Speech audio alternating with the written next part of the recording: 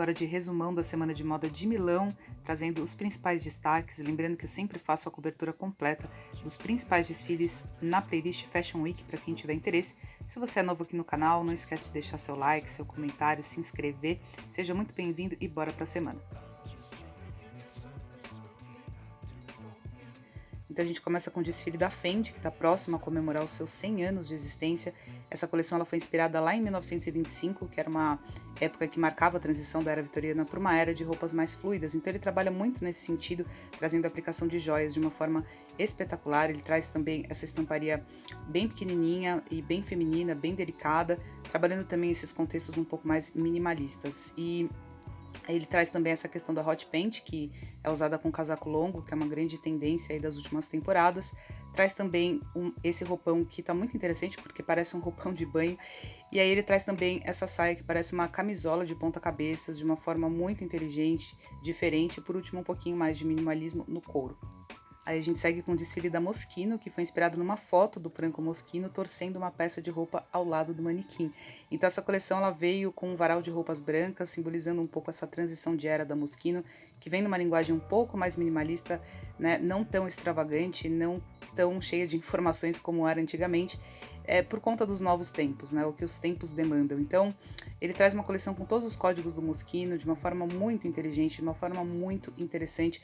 Inclusive aqui nessa parte, ele traz esse jogo com os colares de pérolas, que era um trabalho que o Moschino fazia. Aqui ele traz a dualidade, né? Por exemplo, de frente eu sou normal, mas atrás está toda a minha criatividade, meu ludismo. Então tem muitos detalhes nas partes de trás dessas peças, de uma forma muitíssimo interessante. E aqui vem a parte um pouco mais lúdica, mais criativa, onde ele trabalha esse aspecto um pouco mais punk, principalmente na parte dos slogans e também com um aspecto mais pop.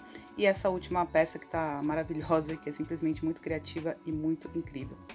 E aí a gente segue com a coleção da Prada, que vem bem diferentona, inclusive a Miúcha falou que estava até um pouco nervosa para essa coleção, porque ela falou de uma preocupação com os algoritmos, do quanto a gente é influenciado, principalmente por aquilo que a gente vê, aquilo que a gente percebe, e que isso é uma preocupação, querendo ou não, para a indústria, porque não se sabe se continua a criatividade própria da marca ou se é preciso se adequar, teoricamente, ao que as pessoas estão gostando, muitas vezes influenciadas pelos outros. Então, é muito interessante essa discussão que ela traz, e nessa coleção ela não tem um diferencial em si muito grande nas peças, né? A gente vê mais nessa questão de styling. Parece que ela entrou num brechó, pegou todas as roupas aleatórias possíveis e fez o styling maravilhoso dela, que é muito característico, tem muita identidade.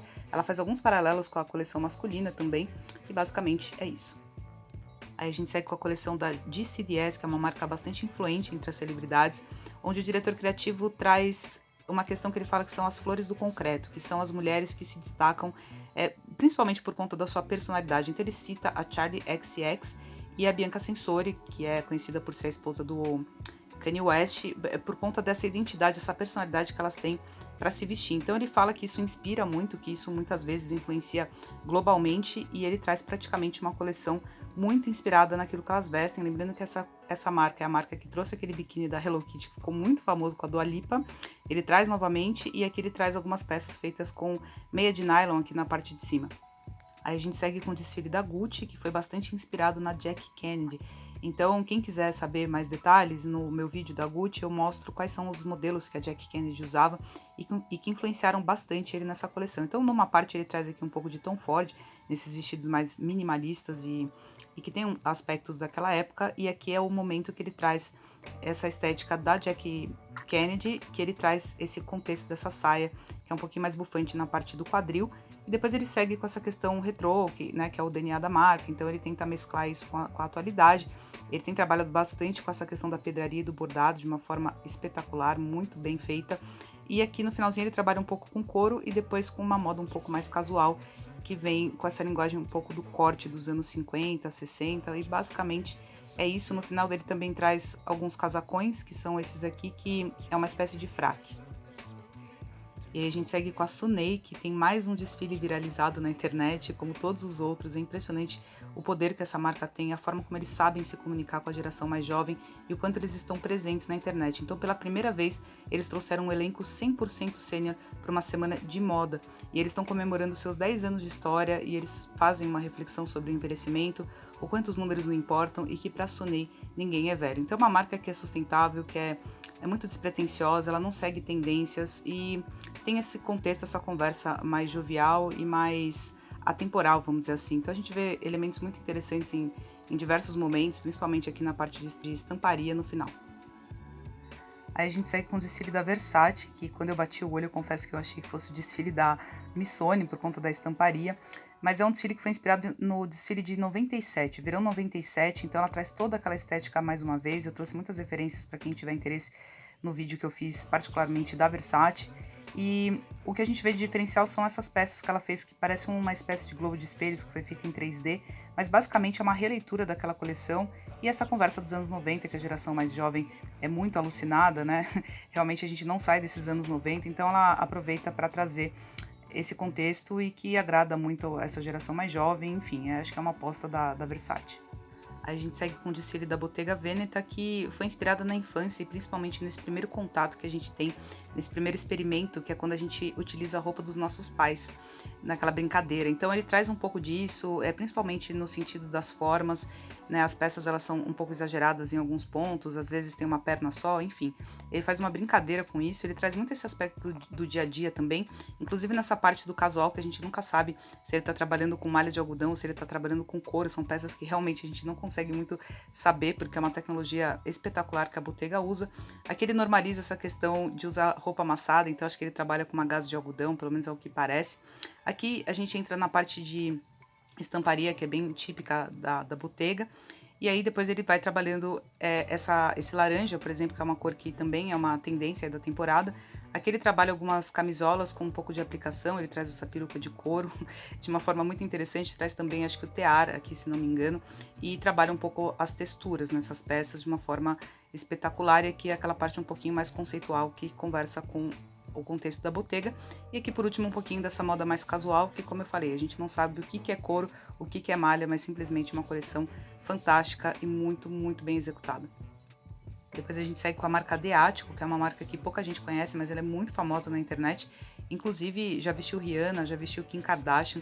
E é uma marca que tem esse DNA que é no Bohemian Chic, que é uma marca que era de moda festa e que com o tempo acabou caindo para esse lugar da moda street, da moda casual. Então a gente vê muito dessa mescla.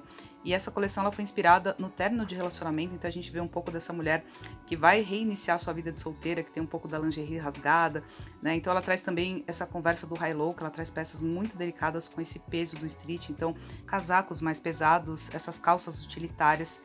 E ela também traz uma parceria com a marca Nike, então ela traz muito dessa moda esportiva, mesclada tanto com peças delicadas quanto com alfaiataria de uma forma espetacular.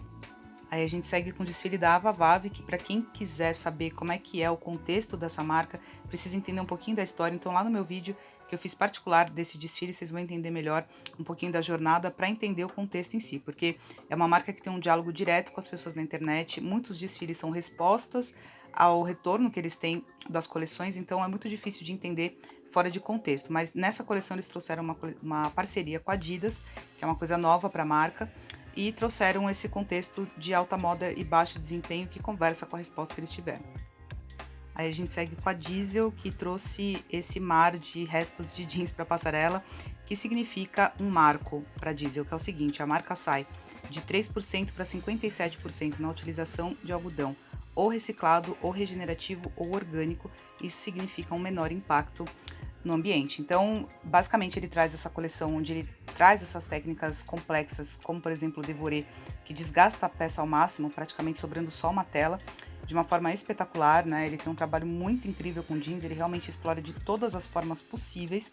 Então, essa parte da coleção é basicamente isso. Aqui ele traz essa parte que a moda íntima ela fica marcada no vestido de uma forma muito interessante, e depois ele começa a trabalhar esse couro, que ele traz a franja praticamente enrolada no pescoço de uma forma muito inteligente, diferente, né, trazendo esse aspecto, essa estética muito linda. Aqui nessa parte começa a estamparia, então ele traz essa estampa que parece que está picotada, parece que ela foi recortada, mas ela não tem o recorte, então também é uma técnica provavelmente complexa. Aqui ele traz um pouco dessa moda dos lenços, que é muito uma febre entre a geração mais jovem, e no final ele traz um pouquinho de textura.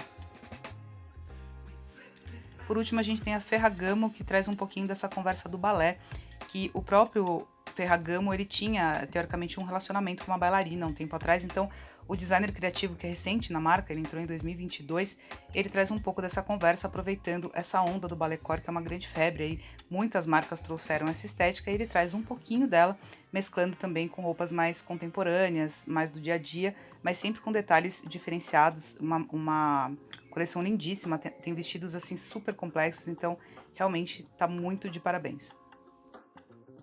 E esses foram os principais desfiles da semana de Milão. Não esquece de deixar o seu comentário e me contar aqui quais são as marcas que você mais gosta, o que você gostou, o que você não gostou. E também de deixar o seu like e se inscrever no canal se não for inscrito. E até o próximo vídeo. Um beijo grande. Tchau!